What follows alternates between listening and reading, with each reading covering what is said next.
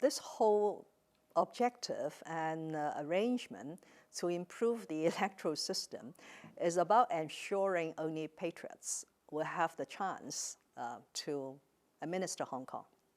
It is not about sort of eradicating the chances of individuals who have a certain political position. For example, they don't like socialism, or they prefer capitalism, or they want more democracy or less democracy, or they are anti-government or pro-government. It's not about that. It's really about whether that particular individual could fulfill the standards of being a patriot.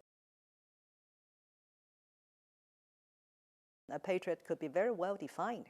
It's not defined now. It has been defined over 30 years ago by the late Mr. Deng Xiaoping in 1984. That is, the requirements are very simple, straightforward, reasonable, and fundamental. One is you have to respect and love your country and the people, right? Secondly is you have to support and truly believe that it is good for the People's Republic of China, that is for the country to resume exercising sovereignty over the Hong Kong Special Administrative Region. And third is to support and help to safeguard the long-term prosperity and stability of Hong Kong.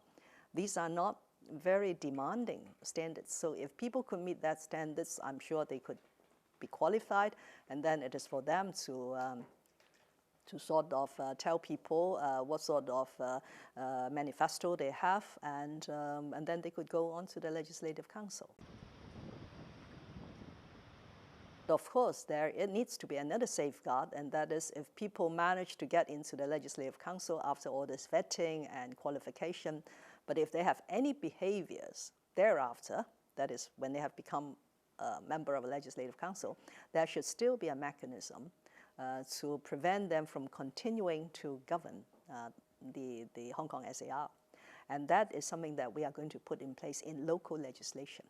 That doesn't require the National People's Congress Standing Committee to make another decision, because in 2016, MPCSC has actually made an interpretation on the actual meaning of Article 104 about declaration and oath-taking.